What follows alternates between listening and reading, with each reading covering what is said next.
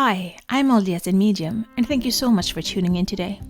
I want to try to bring religion and spirituality closer together, and this is what this pod is all about.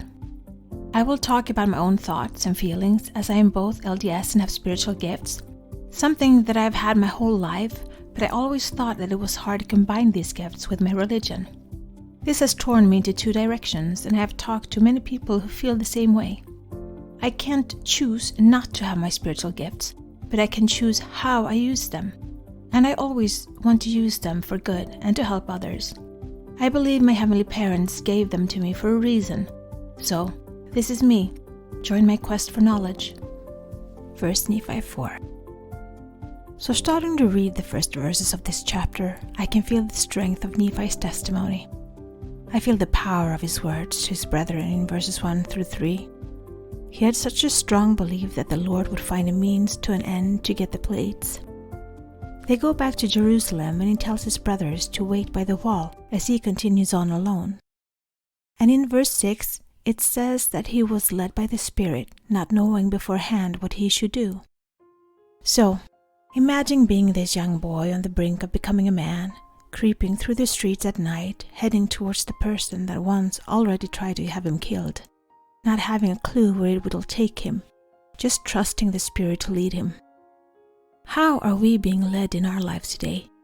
And do we even take the time to have quiet time so we can listen to the Spirit talking to us, guiding us?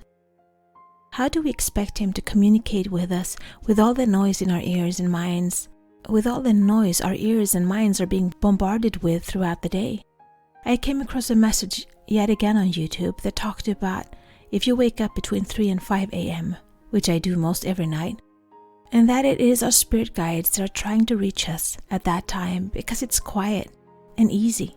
So I have tried to get out of bed, take a pen and a notebook, and just listen and write down what comes to me.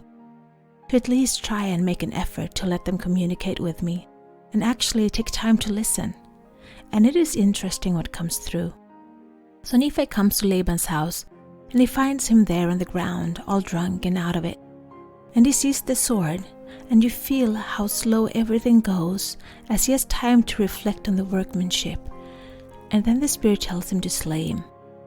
I don't know how many times I've thought that the Lord will help me, and He does, but only gets me the means. I actually have to get through it myself.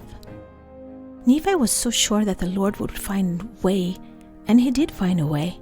He just never in a million years thought it would involve him actually having to kill someone. What in your life have you asked for that didn't happen the way you thought it would, but ended up good in the end? I hope I will say one day that the divorce was that for me. But I'm not at the end yet. I'm still being led by the Spirit. And maybe I will end up in the same kind of situation as Nephi. That my happily ever after is not how the Lord thinks it should be. And will I have the faith to trust in Him? He who knows my soul and sees the whole plan for me instead of my own very limited point of view. I guess I will have to live to find out. Jumping to verse 13 where it says that it is better that one person shall perish than a nation should dwindle and perish in unbelief. Do I trust the Lord? Do I believe that dying is the end? Do I believe in missionary work on the other side? And that Jesus Christ came to earth for us to get a chance to repent and change our lives? Yes, I do. And that makes me think that Laban going to the other side and getting taught about the gospel could actually be a good thing. Or at least that makes me feel better. I don't know. Have you thought about that? Does anything ever happen without a reason? Nephi slays Laban and puts his clothes on and goes into the treasury. And there is Zoram, with the keys. Why was Zoram the one with the keys? Zoram, who it will turn out, would be willing to go with them on the journey without questioning. How long had this plan been set in motion? And why did Nephi ask him to follow him? He might just say he's taking the brass plates to his elder brethren on leave. Zoram might have been alarmed, or he might just have gone to bed. Who knows? But Zoram follows Nephi and ends up joining them.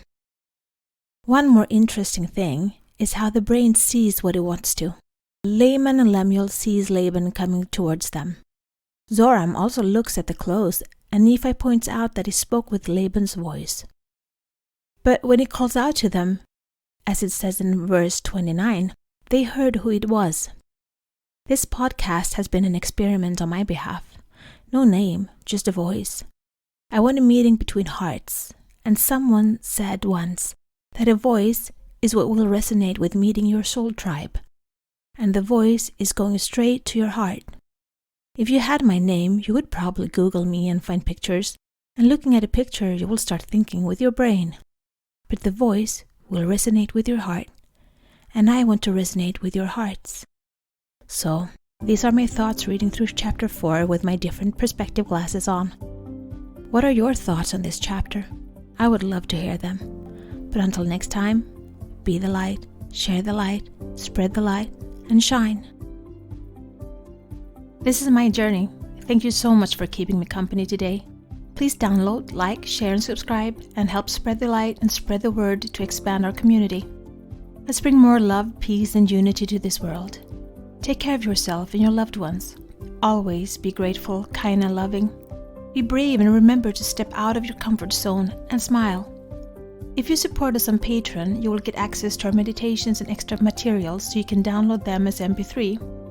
Also, we now have a Facebook group, which you can access from our Facebook community.